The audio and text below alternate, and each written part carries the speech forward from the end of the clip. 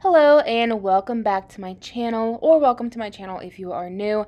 Today I'm going to do a what's for dinner for the week video, whatever you want to call it. I'm going to show you guys some dinner ideas.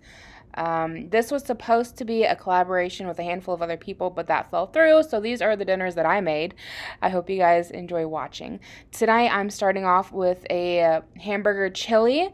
I kind of do everything but the kitchen sink here, so I've got some ground beef cooking. I've added in some minced onion. I'm doing some garlic and red pepper flakes, and then I'm going to do some chili powder, some black pepper, some garlic salt, and we're just gonna let that all simmer really well together. The start of this video is a voiceover, obviously. You were not able to hear me over the hamburger cooking, but the rest of this video, I'll be talking normally.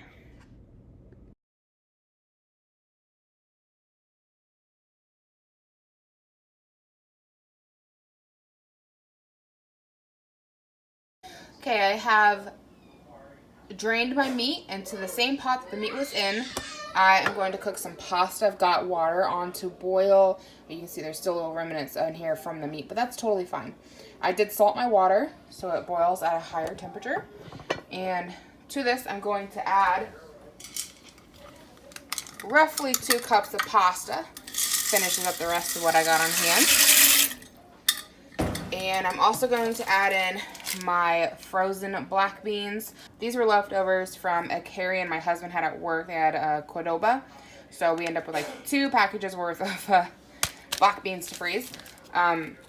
Yours will probably be canned, but I figured this is a good opportunity to go ahead and get mine in the pot and get them cooking. And of course, if you're using canned, you can throw them in at this point too. It's not going to hurt anything. Get those all in there. Give it a good stir. Okay, I'm gonna let this go ahead and cook, and I will be back when it's time to combine everything. Also, if you wanted to add corn to your chili, now would probably be a pretty good time to do it, or you could wait till later. It's really kind of up to you. So as it would turn out, I had a bag of frozen corn, so I went ahead and added that to my pot, and I drained most of the water, not all. There is probably a good inch or so, maybe half an inch left in the pot. I don't want like a completely dry chili, if that makes any sense. And how I did that is I just put my drainer in the bottom of my sink and I poured this over the top of the drainer and like tried to keep as much in the pot as possible, but poured most of the liquid off and anything that fell off with it went to my drainer. And then I just added it back in. Hopefully that makes sense. Okay, now this is how I do a lot of Mexican style dishes when it comes to making it a chili or a taco or whatever. I add a jar of salsa. So I'm going to add this jar of salsa to my potted chili, and that's going to give it all the tomatoes, all the peppers, all the onions, all that fun stuff. And to get the rest of the salsa out of my jar, I'm just going to add a little bit of liquid and give it a slosh around, and we'll get the rest of this out of here. So not too much water in the jar, just a little bit. I'll put the lid on it here like that, and we'll just give it a good shake, get all the liquid, get all the salsa and stuff out of the jar. Waste not, want not. It won't hurt going back in the pot like that. And then we're going to turn the stove back on to low heat and just let the salsa warm up and let all of the flavors mix together. And we'll be back in a minute. Okay, my pot has been on boiling, simmering for a little while. As it's been cooking down, I'm just really working on cooking off some of this extra liquid in here and having everything just kind of settle and come together. I have been adding more spices to taste. I have been adding more chili powder, and I thought I would try some of this Tajin seasoning.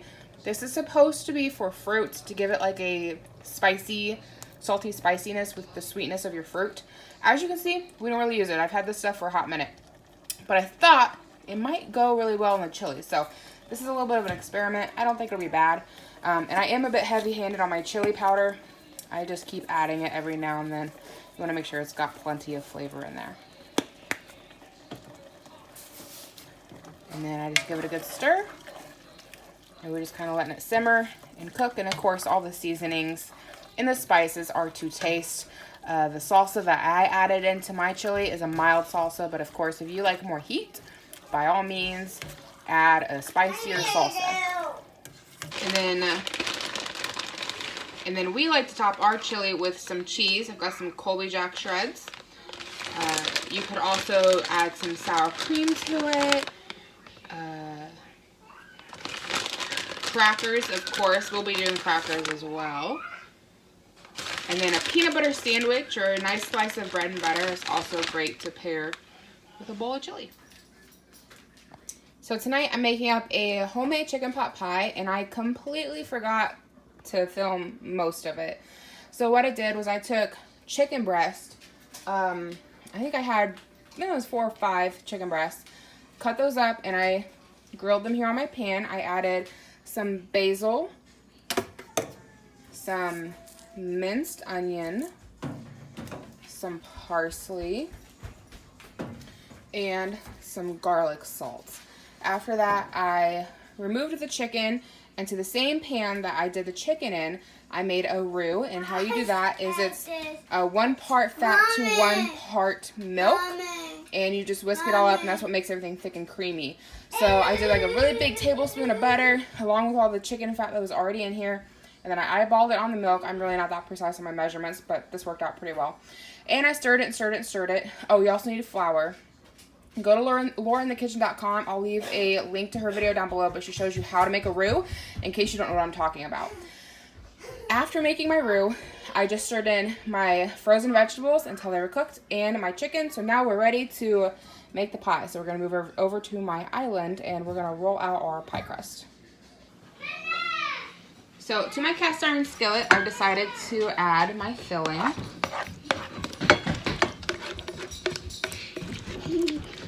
Spread that all out.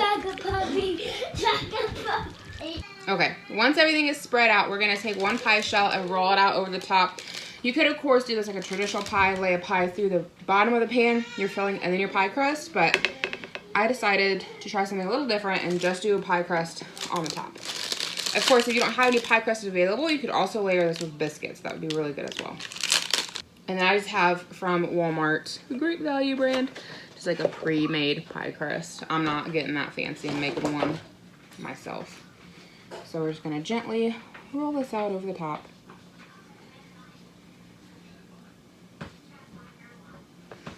And just place this all over and just kind of push it out to the sides. Now from here we're going to poke our pie crust. This is so it can vent. And then I'm going to brush the top here with a little bit of egg wash, which is just 1 egg and a little bit of water scrambled up. So we're going to go and take my egg wash. We're just going to brush this all over here, and that's going to help give the pie crust a nice golden, crispy look. And I'm going to sprinkle the top of this with some garlic salt, and then we're going to pop it into the oven at 400 degrees for 20 minutes. Okay, the pot pie took closer to 40 minutes to fully cook, but that is what it looks like once it is done. The crust is all nice and golden, and we've got the filling all right there. Okay, so I've got a pot of veggies just steaming away, just getting them all melted. They were frozen, as you can see. Frozen. So getting those all cooked, and then I've got 1 cup of rice cooking, and I threw in a chicken bouillon cube. So that's in there with it, just so the rice will absorb the flavor, you know, of the, you guys get what I'm saying, absorbs flavors. And so I'll get back with you once everything is cooked.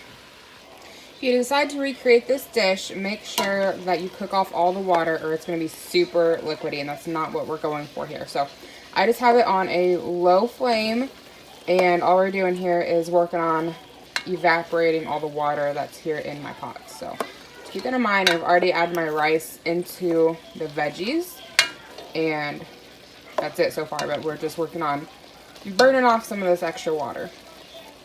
Okay, to my veggie mixture, I'm going to add 1 block of cream cheese to start. I've got 2. We'll see if I need both of them or not. We'll do 1 to start. I'm gonna get this all good and melty in here. I'm gonna add in the rest of my Parmesan. Maybe not maybe the rest. We'll see. I'm gonna add in some garlic and red pepper, some basil, garlic salt, black pepper, and parsley.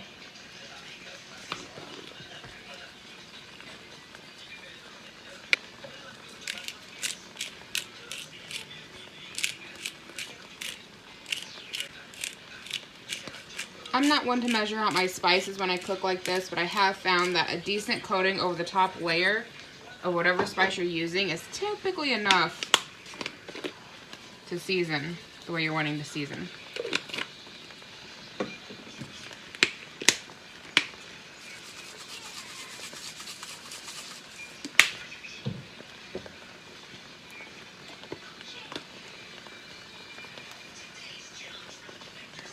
You can see I've still got globs of cream cheese that have yet to melt fully, but that's okay.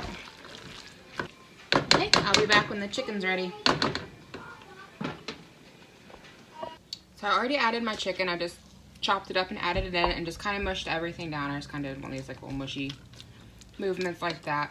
And then I'm going to take some Italian style breadcrumbs, sprinkle over the top, nice even layer. And then I'm going to pop this whole thing into the oven for about 20 minutes. I'm also going to cover it with the foil. And that'll just help crisp up my breadcrumbs. So I just finished cooking it. I'm not sure that these really toasted that well. Don't put aluminum foil over your pot. So that's what it's looking like. I've already got mine in a bowl, looking pretty good. And I did taste it earlier, and it tastes pretty good too. Before we get too far into this video, I want to let you know that my toddler is riding the struggle bus. He did not take his nap today. So if you hear screaming, I promise he's not dying. He just thinks that he might be. Also, my kitchen is completely trashed, so, you know, bear with me. So today we are going to be doing chicken cordon bleu. I need to take that off. So I'm going to have my 2 tablespoons of butter here, heating up and melting. I don't know, kind of a highish heat. And then I've got 2 boneless chicken thighs. I did have to take the bone out myself. They were frozen. I let them thaw, etc., etc. You can get fresh. So in here, I've got 1 piece of Colby Jack cheese because that's what we have on hand. Then I've got 2 slices of Black Forest ham. That is in each of the chickens, and fold them up all nice like that. And then I'm going to take some toothpicks here, and I can't do this very well on camera because I don't have a tripod. But I'm going to poke these down through my chickens. And I'm going to do 2 per chicken, and this is going to give it some stability so that doesn't happen while I'm cooking. So I'll get back here with you in a second and show you guys what it looks like with the toothpicks and moving on to the next step. Okay, so I've turned the heat back a bit on my butter so that it doesn't all evaporate. You might have to add a little more butter to that. Do this before you fry your chicken, folks. Don't put your butter in first. So here it is with the toothpicks all the way through, just so you guys have an idea of what I'm talking about. There wasn't as much chicken on that side, but all the way through on both. That way my meat and cheese stays inside. And so now I'm going to take my chicken and I'm going to dredge it through flour, dredge it through egg, and then dredge it through some breadcrumbs. And what these are is a box of Stouffer stuffing mix. I seen this recipe online, and you're supposed to do it in the crock pot, but I completely forgot to do it this morning. So I'm just going to do it in the oven the way I normally do chicken cordon bleu, but instead of using regular breadcrumbs, regular Italian seasoning breadcrumbs, I'm going to use that, and we're going to see how it works out because I need to use these up. They've been sitting around for a while. So we're just going to make sure it's well coated in the flour all the way around. Okay, and then we're going to dredge it through some egg. And then, and the thing I'm a little nervous with this is that these are quite chunky. I tried to break them up a bit. Mommy. What? So, and it's kind of doing the same thing with this as you did with the flour, except I'm using breadcrumbs, really. So just try to get it really well coated as best that you can. And of course, if you don't have this on hand, you just want to use Italian style breadcrumbs or panko breadcrumbs. I know those work. So from here, we're going to put them into our frying pan. And we're going to do 3 minutes per side before putting them in the oven. So I'll be back with you once these have done their 3 minutes. So this is what it is looking like once it's finished. We've got some green beans.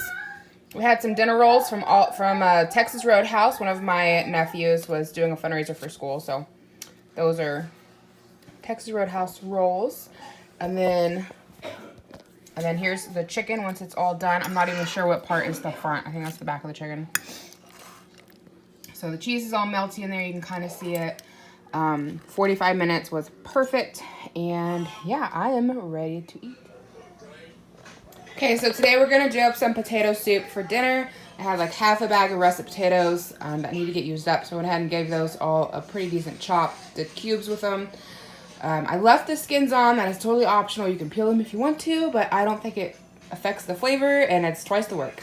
Then normally you would do bacon, but I'm out of bacon, so I'm going to fry up some ham, and we're going to see how that works. But I can't foresee this being drastically different. You know, pork is pork.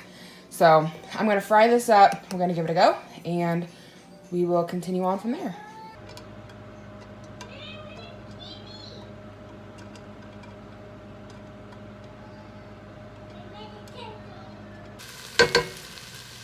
You guys hear that sizzle? It sounds like bacon, and if I'm being honest, it smells like bacon. It's just really low fat.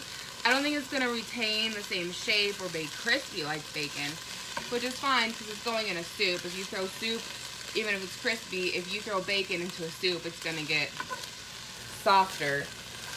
But I think this is going to add like the exact same kind of a flavor that you get from using bacon in a soup. So I think this is going to work out quite well, but I do wish I would have chopped my ham a little more finely.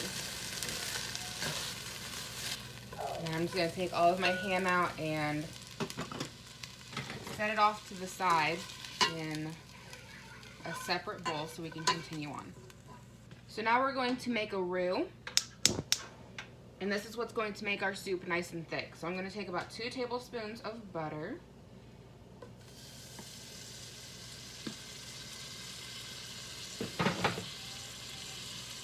Let that start to melt.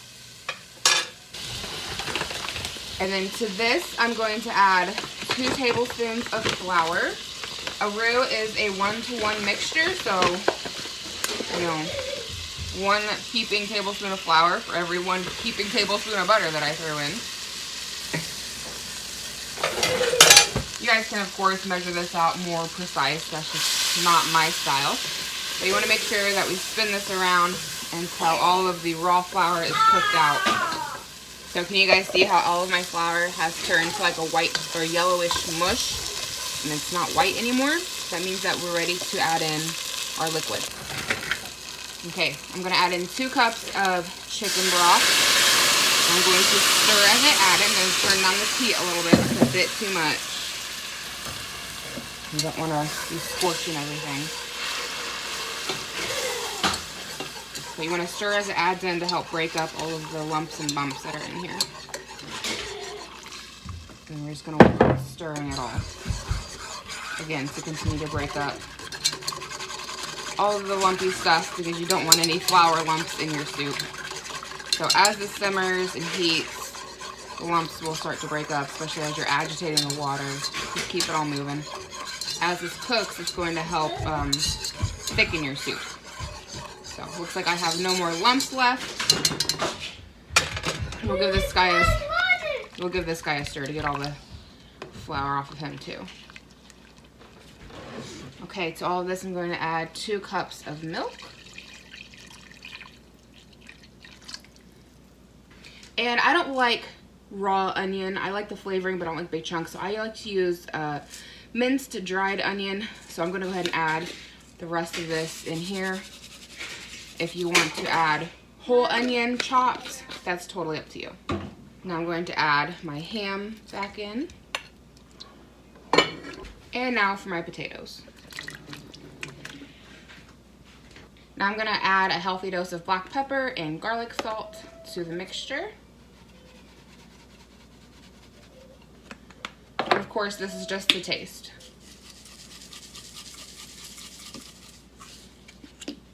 Now, if you were doing this up for dinner and plan on eating it within a couple of hours, within an hour or so of making it, let your potato soup simmer for about 20 to 30 minutes and it should be ready to go. It's early in the morning for me, so I won't be needing this until tonight, so I'm going to transfer all of this into my crock pot and I'll be back with you guys, low for 8 hours, and I'll be back with you guys when it's time to add the cheese and all of that stuff. And one more thing I forgot to add while it was on the stove, and that is a bag of frozen corn. Of course, this is optional, but I like corn in my potato soup because it adds a sweetness and a crunch. I think maybe we'll just do half a bag. That seems pretty good to me. Stir it all in. And now I'll let it cook on slow, or low, sorry. Now I'll let it cook on low for 8 hours. So this is what my soup is looking like after simmering for 8 hours in the crock pot. To this I'm going to add 1 brick of cream cheese, and I've already cubed it up. I'm not sure well you can see that, but I did cube it to try to make it melt a little more easily. Traditionally you would use like a sharp cheddar, but I don't have any of that on hand. So we're gonna try cream cheese and see how that does. And if this isn't enough, I've got another brick I can add to it. But I'm hoping this will be enough cheese. And that's what my soup looks like now that it is in a bowl. One brick of cream cheese was more than enough to give it a nice, rich, creamy flavor. And to the top of here, I'm going to add some mozzarella cheese to melt in there as well. And then I'll also use some saltine crackers. So there's potato soup.